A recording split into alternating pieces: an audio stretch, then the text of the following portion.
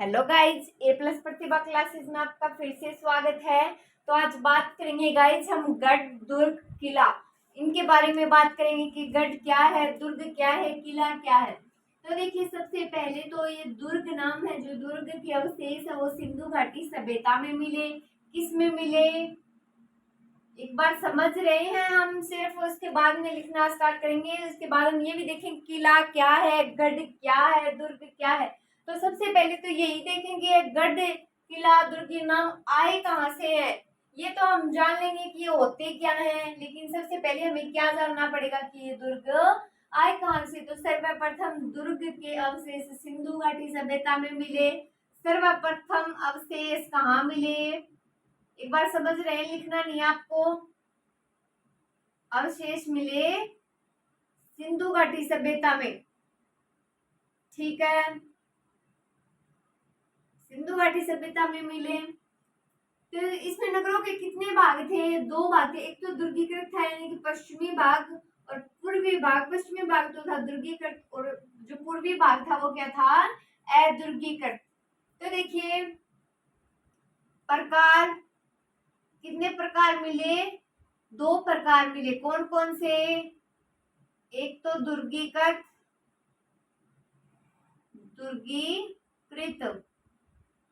और एक मिले अदुर्गीकृत। अदुर्गीकृत वाला तो पूर्वी भाग, और दुर्गीकृत वाला है पश्चिमी भाग। तो देखिए, दुर्ग की अगर बात करें कि दुर्ग होते क्या हैं, तो दुर्ग वो होंगे जिसमें राजा महाराजाओं के रहने, उनके जो खजाने होते थे उनके पास, उन्हें सुरक्षित रखने के लिए क्या बनाया जाता था?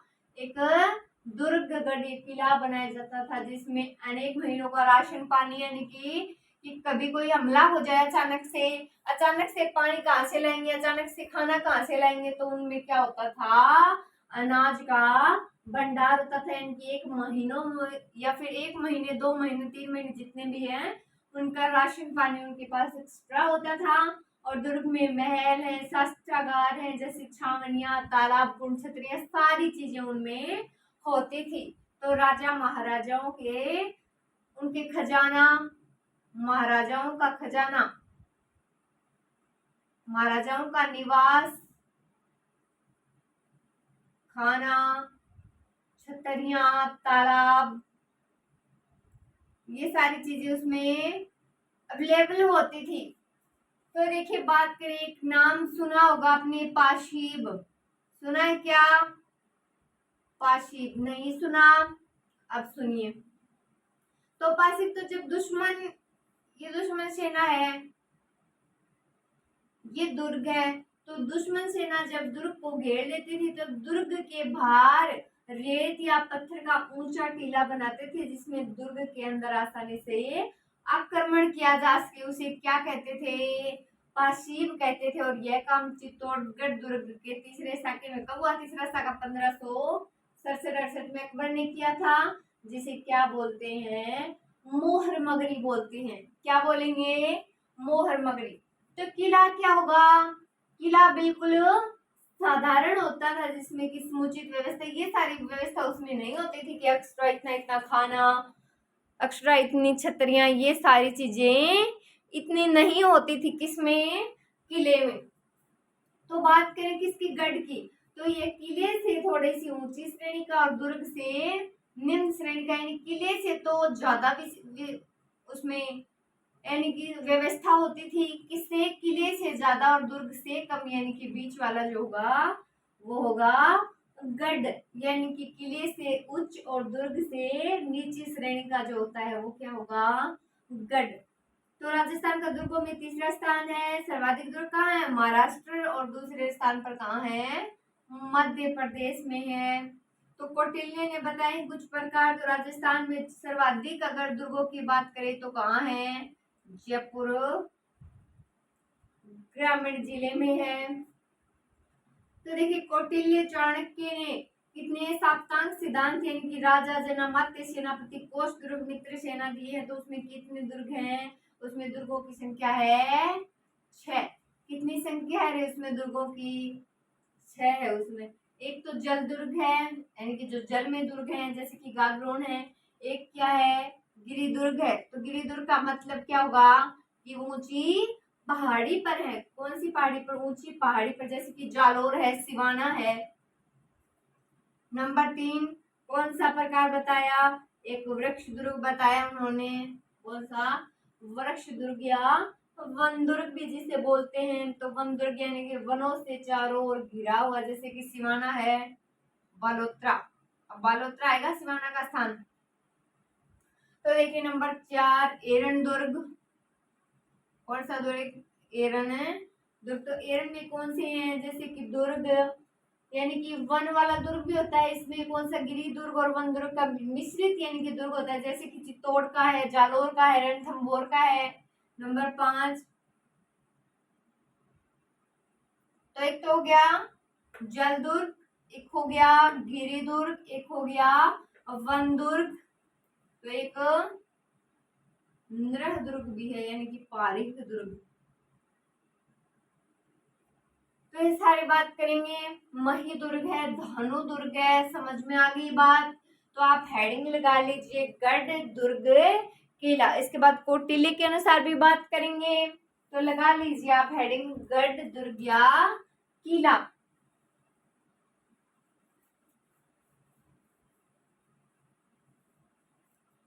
लगाइए हेडिंग गढ़ दुर्ग या किला।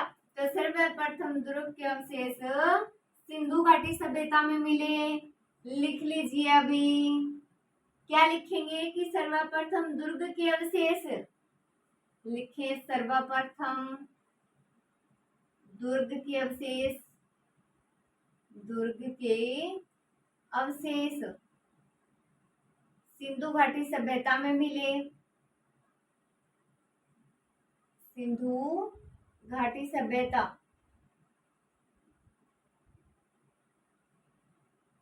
में मिले।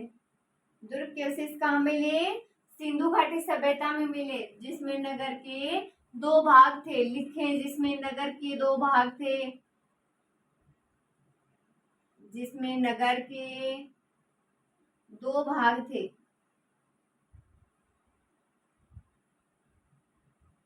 दो भाग थे, एक तो दुर्गीकृत, लिखो, एक तो दुर्गीकृत, एक अदुर्गीकृत। दुर्गीकृत। तो देखिए इतनी बात समझ में आ गई। दुर्ग के अवशेष सिंधु घाटी सभ्यता में मिले, जिसमें नगर के कितने भाग थे, 2 भाग थे, एक तो दुर्गीकृत और एक अदुर्गीकृत। आगे देखिए दुर्ग क्या होता है और पाशीब क्या होता है, तो लिखेंगे, लिखे, ये बात हो गई दुर्ग के कितने प्रकार, 2 प्रकार, नगरों के 2 प्रकार, दुर्गीकृत और अदुर्गीकृत। आगे देखिए दुर्ग क्या होता है, तो दुर्ग में थोड़ा विशेष लिखेंगे, दुर्ग। तो लिख लीजिए राजा महाराजाओं के रहने, राजा महाराजाओं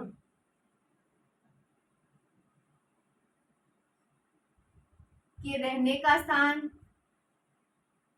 रहने एवं उनके खजाने, उनके खजाने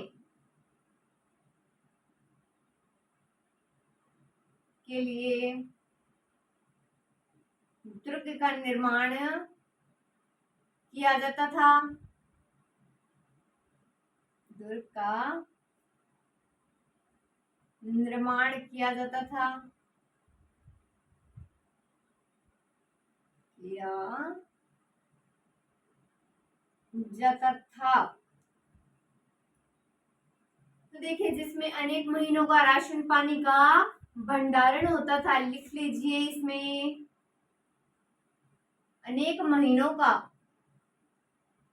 अनेक महीनों का राशन पानी का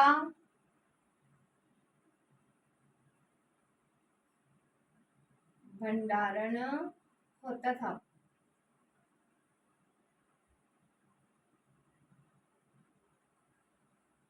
तो राजा महाराजाओं के रहने और उनके खजाने के लिए दुर्ग का निर्माण किया जाता था, जिसमें अनेक महीनों का राशन पानी का भंडारण होता था। तो दुर्ग में महल, लिखिए दुर्ग में क्या क्या होता है। दुर्ग में महल, शस्त्रागार, कुंड, तालाब, तो लिखिए कुंड, तालाब, सैनिक छावनियां, सैनिक छावनियां। और बताओ क्या क्या होता है। छतरियां भी हैं, छतरियां होती थी। तो ये सारी चीजें क्या रहती थी दुर्ग में अवेलेबल। तो देखिए दुर्ग राजा महाराजाओं के रहने, राजा महाराजाओं के रहने और उनके खजाने के लिए दुर्ग का निर्माण किया जाता था, जिसमें अनेक महीनों का राशन पानी का भंडारण होता था। तो दुर्ग में महल, शस्त्रागार, कुंड, तालाब, सैनिक छावनियां और छतरियां होती थी। अब बात करेंगे पाशीब की। पूछ लिया जाता है पाशीब क्या है। अगर छोटा क्वेश्चन भी आ जाए तो कर देंगे हम। पाशीब क्या है। क्वेश्चन बनाकर इसको बाद में पढ़ेंगे, एक बार आप लिख लीजिए पाशीब।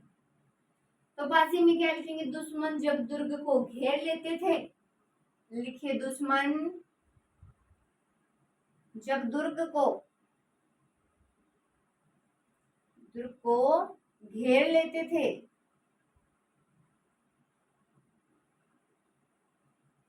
दुश्मन जब दुर्ग को घेर लेते थे तब दुर्ग के बाहर रेत या पत्थर, दुर्ग के बाहर रेत या पत्थर, रेत या पत्थर का ऊंचा टीला बनाते, जिसे दुर्ग के अंदर बनाते, जिससे दुर्ग के अंदर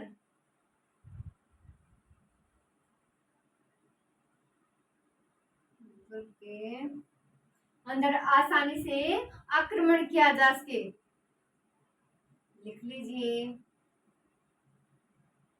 आसानी से आक्रमण किया जा सके, किया जा सके। तो देखिए तो ये काम जो चित्तौड़गढ़ के तीसरे साके में अकबर ने किया था, जिसे क्या बोलते हैं, मोहर मगरी कहते हैं। तो ये बात भी लिख लीजिए, यह काम चित्तौड़ के तीसरे साके, लिखे यह काम चित्तौड़ के तीसरे साके में हुआ था। चित्तौड़ के कौन से साके, तीसरे साके,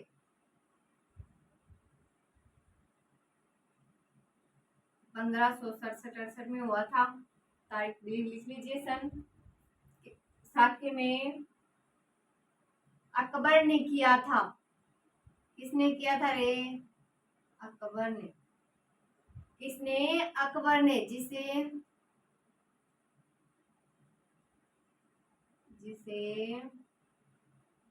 मोहर मगरी, मोहर मगरी कहते हैं,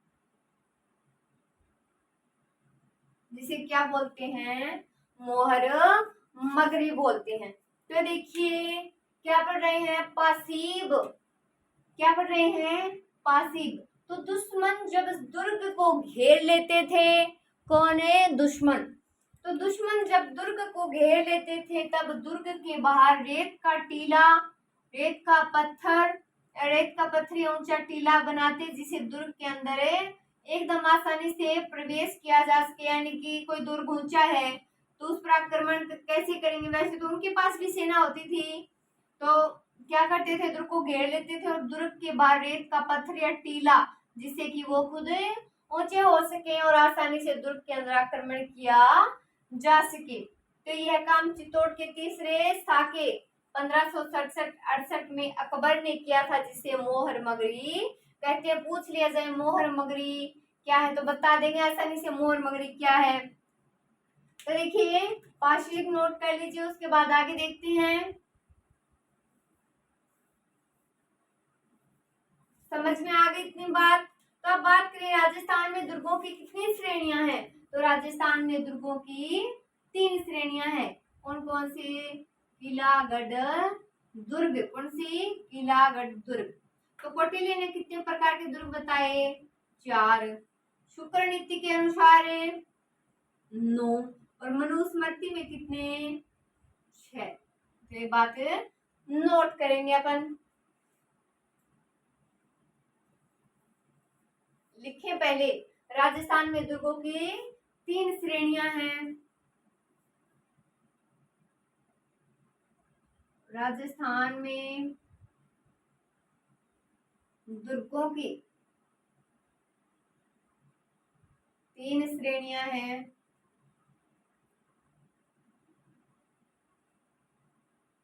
3 श्रेणियां हैं। एक तो किला, एक गढ़ और एक दुर्ग। तो लिखिए किला गढ़ दुर्ग। किला क्या पहले देखेंगे। किला तो यह साधारण होता था, जिसमें समुचित व्यवस्था नहीं होती थी। लिखें यह साधारण होता था। साधारण होता था जिसमें समुचित व्यवस्था नहीं होती थी।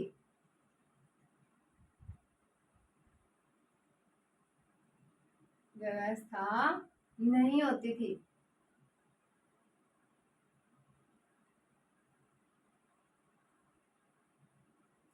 तो यह साधारण होता था जिसमें क्या नहीं होती थी, इतनी ज्यादा समुचित व्यवस्था नहीं होती थी। अब लिखें गढ़ या फिर दुर्ग लिख लीजिए पहले।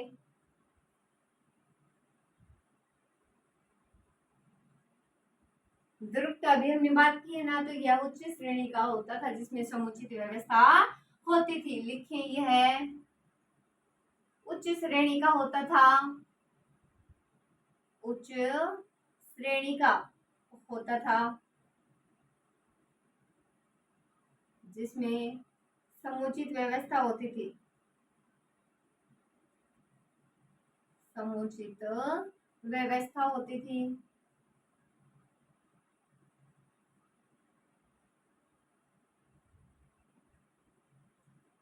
तो देखिए अब बात करते हैं गढ़ की। तो लिखें गढ़। तो गढ़ में क्या करना है, तो यह किले से उच्च और दुर्ग से निम्न। तो लिखें यह किले से उच्च व दुर्ग से निम्न श्रेणी का होता था।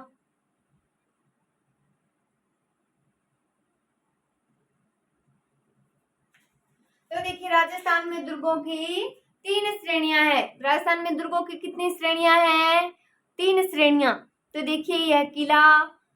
किला क्या है, साधारण होता था जिसमें समुचित व्यवस्था नहीं होती थी। किला क्या हुआ, साधारण जिसमें समुचित व्यवस्था नहीं थी। और दुर्ग क्या होगा, उच्च श्रेणी का होता है जिसमें क्या होगी, सारी व्यवस्थाएं दुर्ग के अंदर होती हैं।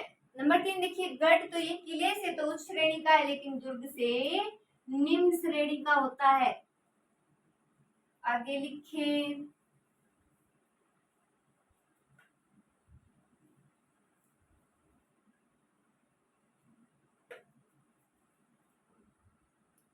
तो लिखिए। तो राजस्थान में दुर्गों का, राजस्थान का दुर्गों में कितना स्थान है, 3रा स्थान है। लिखिए राजस्थान का, राजस्थान का दुर्गों में 3रा स्थान है। 3रा स्थान है।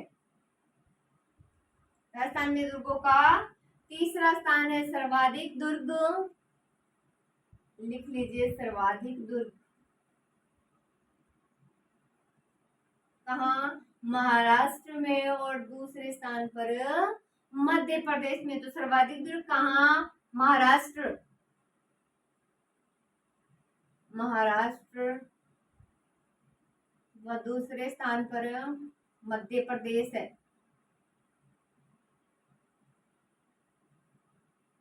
मध्य प्रदेश है। तो राजस्थान में सर्वाधिक दुर्ग जयपुर ग्रामीण जिले में है। लिख लीजिए बात, राजस्थान में सर्वाधिक दुर्ग जयपुर ग्रामीण जिले में है। राजस्थान में सर्वाधिक दुर्ग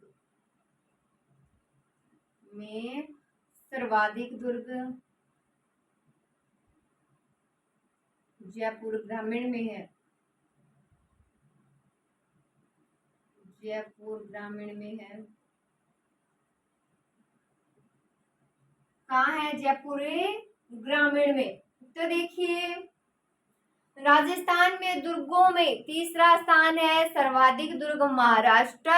सर्वाधिक दुर्ग कहाँ? महाराष्ट्र, व दूसरे स्थान पर मध्य प्रदेश है। तो राजस्थान में सर्वाधिक दुर्ग कहाँ है? जयपुर ग्रामीण जिले में है। आगे देखिए, कौटिल्य, चाणक्य, विष्णुगुप्त, कौटिल्य के नाम है ये। तो कौटिल्य, चाणक्य, उनके अर्थशास्त्र, उनकी पुस्तक का नाम अर्थशास्त्र। तो उनके अनुसार राज्य के साप्तांग सिद्धांत यानी कि राजा, जन, अमात्य कोश, दुर्ग, मित्र और सेना, ये दिए गए हैं जिसमें दुर्ग महत्वपूर्ण है। तो दुर्गों के कितने प्रकार बताए हैं? मनुस्मृति में 6 प्रकार बताए हैं। तो लिख लीजिए, मनुस्मृति में 6 प्रकार। सीधे सीधे लिखिए, कौटिल्य, चाणक्य, विष्णुगुप्त। अर्थशास्त्र वाला नाम नहीं लिखेंगे, सीधा लिखिए। दुर्गों का सर्वप्रथम वर्गीकरण कहाँ हुआ? मनुस्मृति में। तो मनुस्मृति में 6 प्रकार के दुर्ग बताए हैं, वो बात लिखें सीधी। मनुस्मृति में दुर्गों के 6 प्रकार बताए हैं। दुर्गों के कितने प्रकार? 6 प्रकार बताए हैं। 6 प्रकार बताए हैं। पहला कौन सा? जल दुर्ग, गिरि दुर्ग, वृक्ष दुर्ग, नृ दुर्ग, मही और धानु दुर्ग। लिखें, जल दुर्ग, जल दुर्ग, गिरि दुर्ग,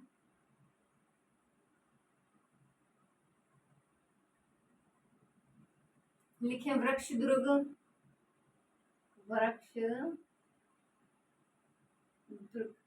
नंबर 4 लिखें नृ दुर्ग, नृह दुर्ग। नंबर 5 लिखें मही दुर्ग, मही दुर्ग यानी कि पत्थर में। आगे लिखे धानु दुर्ग,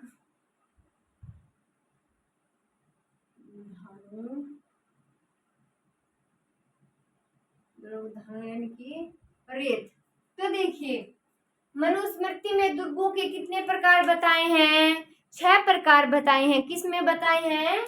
मनुस्मृति में दुर्गों के कितने प्रकार बताए हैं? 6 प्रकार। एक तो जल दुर्ग, गिरि दुर्ग, वृक्ष दुर्ग, नृ दुर्ग, मही दुर्ग और धानु दुर्ग। यही है, जल दुर्ग, गिरि दुर्ग, वृक्ष दुर्ग, नृ दुर्ग, मही दुर्ग और धानु दुर्ग। तो इसमें श्रेष्ठ कौन से हैं? इनमें से सर्वश्रेष्ठ तो गिरि दुर्ग है, सर्वश्रेष्ठ।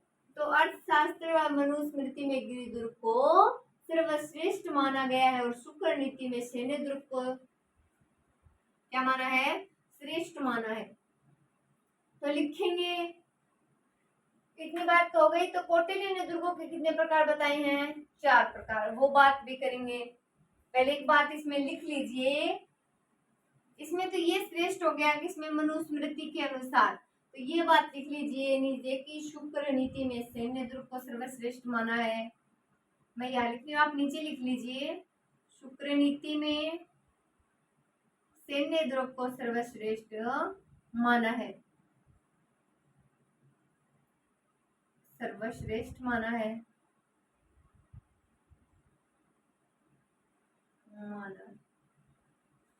तो मनुस्मृति में दुर्गों के 6 प्रकार कौन कौन से? जल दुर्ग, गिरि दुर्ग, वृक्ष दुर्ग, नृदुर्ग, मही दुर्ग और धानु। तो इसमें मनुस्मृति में सर्वश्रेष्ठ प्रकार कौन सा बताया है? गिरि दुर्ग को बताया है और शुक्र नीति में सैन्य दुर्ग को सर्वश्रेष्ठ माना है। आगे देखिए, तो कौटिल्य ने 4 प्रकार के दुर्ग बताए हैं, वो बात भी लिखेंगे। लिखिए, कौटिल्य ने 4 प्रकार के दुर्ग बताए हैं। 4 प्रकार के दुर्ग बताए हैं।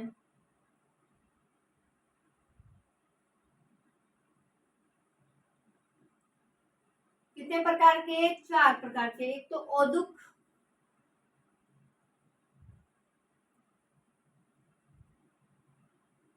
औदुक। नंबर 2 पार्वत,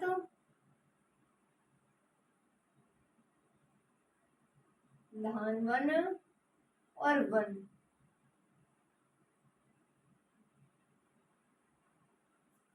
धानवर और वन। तो देखिए, औदुक तो क्या होता है? औदुक वो होगा जिसमें चारों ओर पानी हो। औदुक कौन सा है? जिसमें चारों ओर पानी हो। पार्वत दुर्ग क्या है? जो ऊंची पहाड़ी पर हो। किस पर हो? ऊंची पहाड़ी पर। तो धानवन की अगर बात करें तो ये मरुस्थल से घिरा हुआ होता है, और वन की बात करें तो चारों ओर वन होते हैं। इजी है। तो देखिए, कौटिल्य ने कितने प्रकार बताए हैं? कौटिल्य ने 4 प्रकार के दुर्ग बताए हैं, औदुक, पार्वत, धानवन और वन। कितने प्रकार के? औदुक, पार्वत, धानवन और वन। आगे देखिए, शुक्र नीति में कितने प्रकार के दुर्ग बताए हैं? 9 प्रकार के। तो इनकी तो हम विशेषता भी लिखेंगे जिसमें सारे आ जाएंगे क्या होता है। तो देखिए, शुक्र नीति में कितने प्रकार के दुर्ग? 9 प्रकार के दुर्ग बताए हैं। तो लिखें, शुक्र नीति में दुर्गों के प्रकार। शुक्र नीति में दुर्गों के प्रकार। दुर्गों के प्रकार। तो शुक्र नीति में दुर्गों के कितने प्रकार? 9 प्रकार। लिखें, पहला औदुक, औदुक।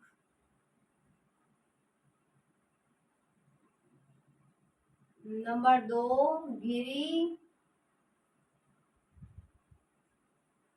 वन दुर्ग, एरण दुर्ग, एरण दुर्ग, पारिख दुर्ग,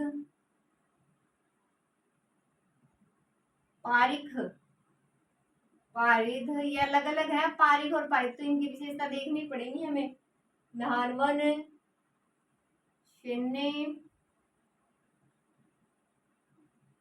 और स्थल दुर्ग। तो इसमें कितने प्रकार बताए हैं? शुक्र नीति में दुर्गों के प्रकार हैं 9। कितने प्रकार? 9 प्रकार। बोलिए, कौन कौन से प्रकार हैं? औदुक, गिरि, वन, एरण, पारिख, पारिध, धानवन, सैन्य और स्थल। तो देखिए, कौन कौन से हो गए? शुक्र नीति में दुर्गों के प्रकार। फिर से बोलिए, औदुक, गिरि, वन, एरण, पारिख, पारिध, धानवन, सैन्य और स्थल। सैन्य और स्थल। तो देखिए, अब इनकी विशेषता देखेंगे, कौन कौन से हैं। औदुक कौन से हैं? गिरि कौन से होंगे?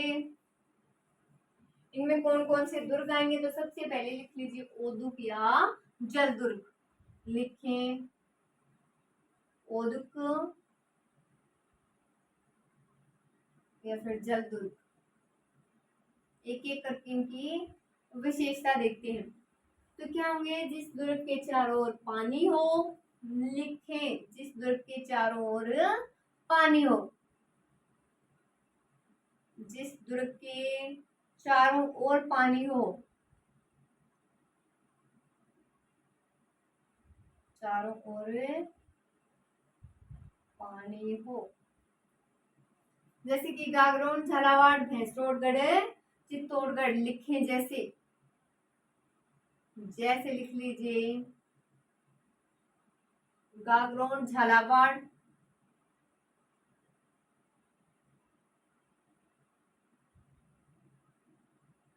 गागरोन, झालावाड़, भैंसरोडगढ़, चित्तौड़गढ़।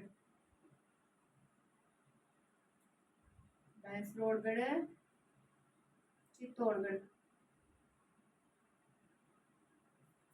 तो ओतुक दुर्ग या जल दुर्ग कौन से हैं? जिस दुर्ग के चारों ओर पानी ही पानी हो, जिस दुर्ग के चारों ओर पानी हो, जैसे कि गागरोन, झालावाड़, भैंसरोडगढ़, चित्तौड़गढ़। आगे लिखे गिरि दुर्ग या पावर्त दुर्ग।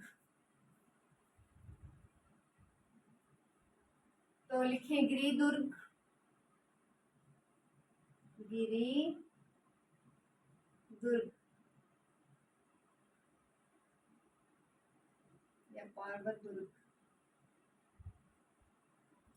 तो यह दुर्ग ऊंची पहाड़ी पर बना होता है। इस श्रेणी के दुर्ग राजस्थान में सर्वाधिक हैं। लिखे यह दुर्ग ऊंची पहाड़ी पर बना होता है, या फिर यह दुर्ग ऊंची पहाड़ी पर बने होते हैं। ऊंची पहाड़ी पर बने होते हैं। किस पर बने होते हैं? ऊंची पहाड़ी पर बने होते हैं। इनमें कौन कौन से हैं? जैसे कि जालोर, सिवाना, चित्तौड़ है, रणथंभौर है, तारागढ़, मेहरानगढ़ है, जयगढ़ है, दौसा है। तो ये सारी इसी में आएंगे। तो ये दुर्ग जो है राजस्थान में सर्वाधिक प्रकार के जो है वो गिरि दुर्ग ही है। तो लिख लीजिए जालोर, जैसे कि जालोर है, सिवाना है, जालोर, सिवाना, चित्तौड़, रणथंभौर, तारागढ़, मेहरानगढ़, जयगढ़, दौसा। तो देखिए गिरि दुर्ग पढ़ रहे हैं, कौन से दुर्ग है? गिरि दुर्ग या पावर दुर्ग। तो यह दुर्ग ऊंची पहाड़ी पर बने होते हैं, जैसे कि जालोर है, सिवाना है, चित्तौड़ है, रणथंभौर, तारागढ़, मेहरानगढ़, जयगढ़ और दौसा है। आगे लिखिए वन दुर्ग। कौन से दुर्ग? वन दुर्ग। इन्हें मेवास दुर्ग भी बोलते हैं, तो वो लिख लेंगे बात हम। लिखे वन दुर्ग,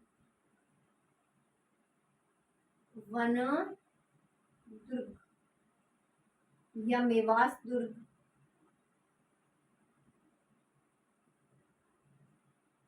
तो ये कौन से होंगे? जिनके चारों ओर वन हो, यह दुर्ग चारों ओर वन से घिरे होते हैं। तो लिखें यह दुर्ग चारों ओर वन से घिरे होते हैं,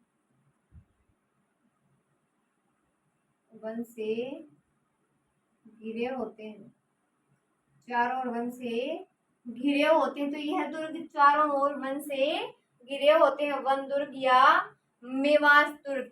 जैसे कि सिवाना, बालोतरा है।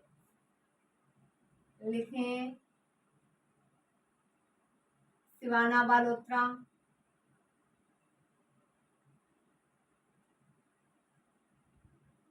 सिवाना, बालोतरा। तो इस दुर्ग के चारों ओर क्या होता है? वन होता है, जैसे कि सिवाना के है। आगे लिखे एरण दुर्ग। कौन सा दुर्ग? एरण दुर्ग। तो लिखिए एरण दुर्ग। तो एरण दुर्ग यह दुर्ग गिरि व वन दुर्ग का मिश्रित दुर्ग होता है। लिख लीजिए यह दुर्ग गिरि दुर्ग एवं वन दुर्ग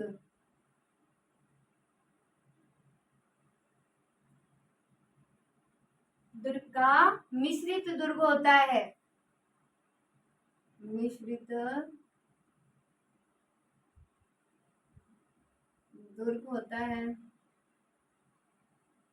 जैसे कि चित्तौड़ है, जालोर है, रणथंभौर है। लिख लीजिए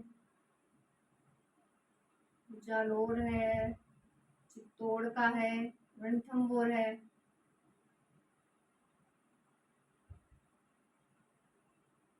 तो देखिए चौथा प्रकार कौन सा पढ़ रहे हैं?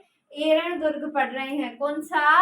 एरण दुर्ग। तो यह दुर्ग गिरि दुर्ग एवं वन दुर्ग का मिश्रित दुर्ग होता है, जैसे कि जालोर, चित्तौड़ और रणथंभौर। आगे लिखिए पारीख दुर्ग।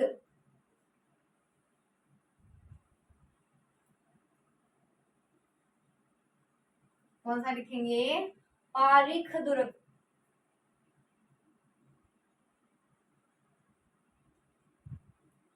पारीख दुर्ग। तो पारीख दुर्ग कौन से? तो इस दुर्ग की चारों ओर क्या होती है? खाई।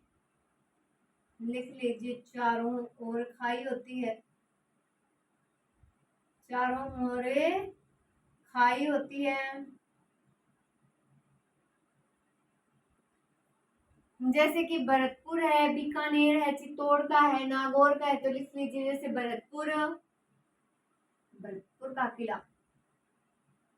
जैसे कि भरतपुर, बीकानेर, चित्तौड़, नागौर। पारीख है, पारिद नहीं है, तो देख लीजिए पारीख दुर्ग। तो पारीख है से खाई याद रह जाएगी, पारीख। तो पारीख दुर्ग चारों ओर खाई होती है, जैसे भरतपुर, बीकानेर, चित्तौड़ और नागौर। आगे लिखिए पारिद दुर्ग। लिखें पारिद। तो पारिद ध से दीवार, ध से होती है दीवार, तो लेकिन ध से याद रख लीजिए, कंफ्यूज नहीं होंगे फिर आप। पारिद दुर्ग यानी कि इस दुर्ग के चारों ओर दीवार है या परकोटा होता है। लिखिए इस दुर्ग के चारों ओर, चारों ओर, चारों ओर या परकोटा होता है। दीवार या परकोटा होता है। तो पारिद दुर्ग के चारों ओर दीवार या परकोटा होता है। जैसे कि बात करें किस दुर्ग की है, जैसे कि चित्तौड़ दुर्ग की है, जालोर की है। तो लिखें जैसे चित्तौड़ है, जालोर है, बीकानेर, जैसलमेर, गागरोन, लोहागढ़ और मेहरानगढ़।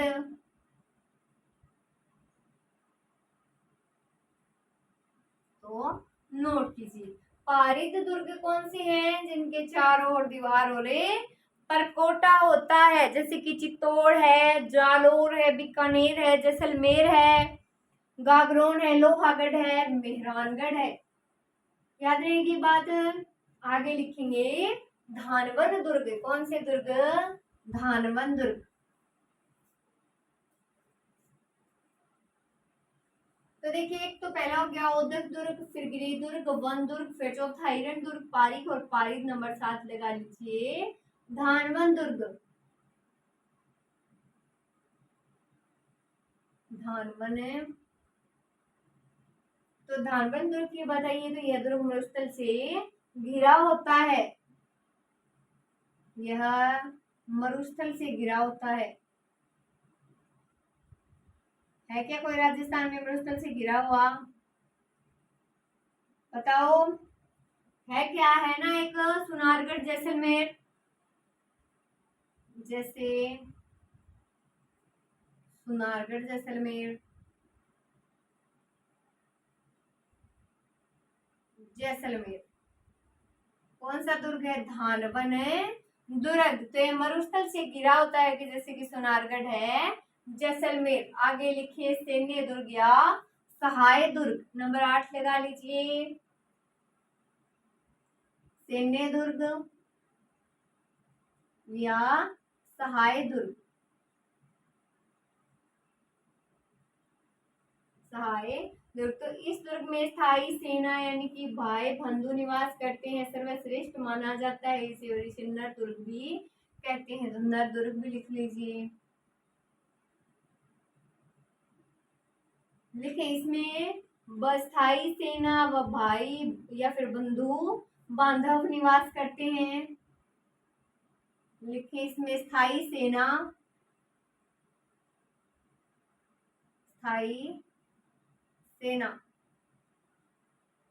व बंधु बांधव निवास करते हैं, निवास करते हैं। जैसे कि चित्तौड़ है, गागरोन है, सिवाना है, मेहरानगढ़ है, तो नोट कर लीजिए ये। जैसे कि चित्तौड़, जैसे कि है चित्तौड़ है, सिवाना है, गागरोन है, मेहरानगढ़ है, मेहरानगढ़। तो देखिए सैन्य दुर्ग कौन सा होगा? सैन्य सहाय या नरदुर्ग। बताइए सैन्य सहाय या नरदुर्ग। तो इसमें स्थायी सेना व बंधु बांधव निवास करते हैं। चित्तौड़, सिवाना, गागरोन, मेहरानगढ़ है इस श्रेणी के। आगे देखें स्थल दुर्ग यानी कि समतल भूमि पर बना होता है। लिखें स्थल दुर्ग, स्थल दुर्ग। स्थल दुर्ग का क्या से है? समतल भूमि, समतल भूमि पर बना होता है। कि जैसे कि जालोर है, सिवाना है, तो लिखे जैसे कि जालोर, सिवाना, दो बहुत हैं जैसे।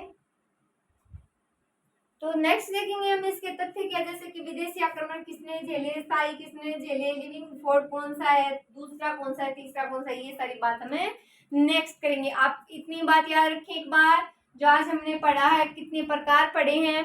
तो देखिए शुक्र नीति के अनुसार 9 प्रकार पढ़े। 9वां प्रकार कौन सा है? स्थल दुर्ग, जो समतल भूमि पर बना होता है, समतल भूमि पर, जैसे कि जालोर है, सिवाना है। तो आज के लिए इतना ही guys, thank you so much.